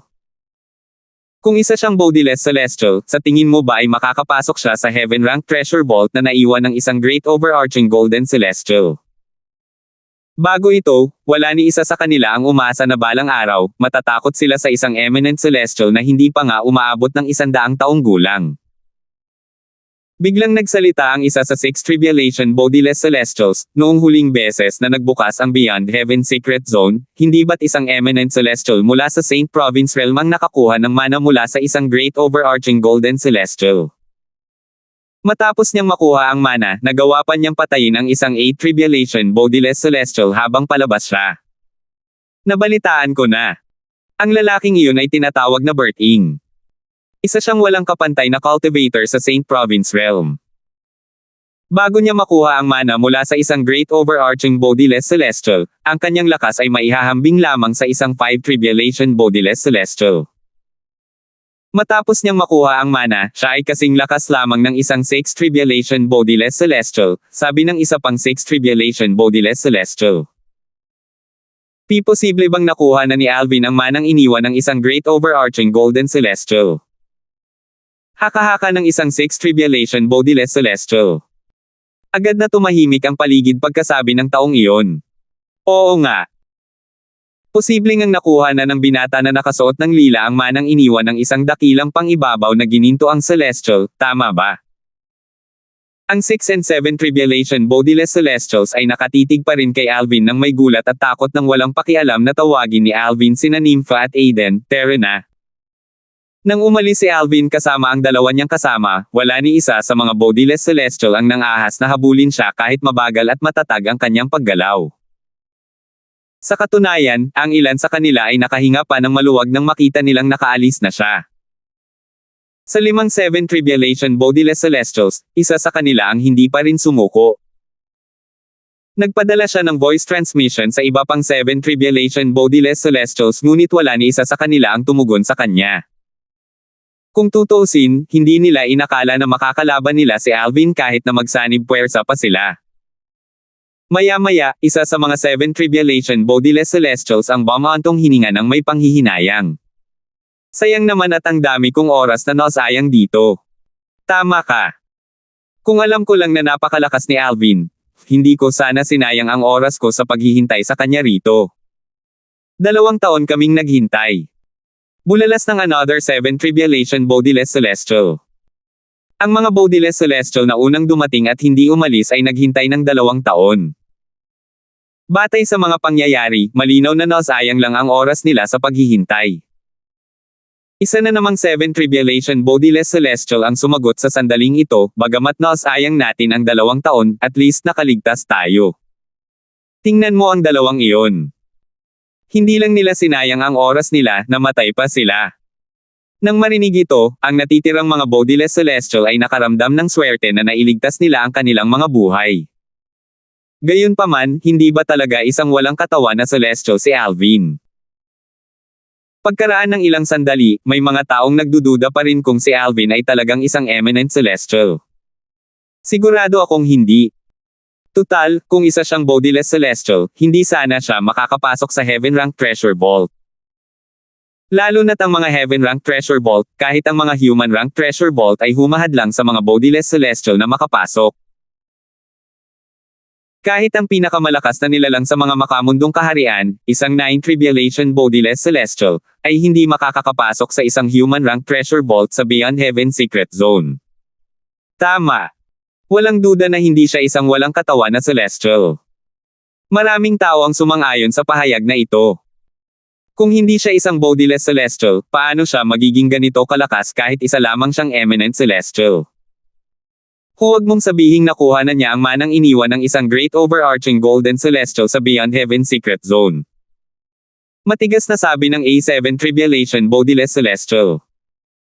Nang marinig ito, karamihan sa mga Bodiless Celestial ay nakaramdam ng paglubog ng kanilang mga puso.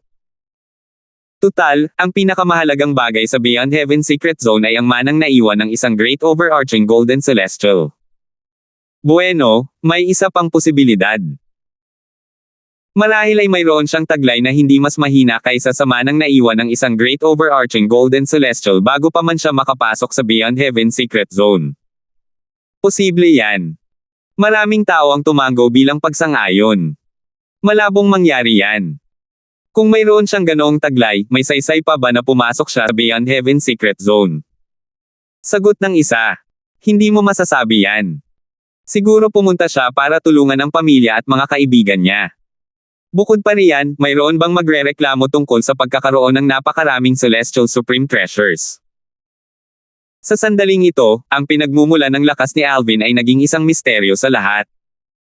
Gayunpaman, lahat sila ay sigurado sa isang bagay. Si Alvin mula sa Saint Province Realm ay kasing lakas ng isang 8 Tribulation Bodiless Celestial.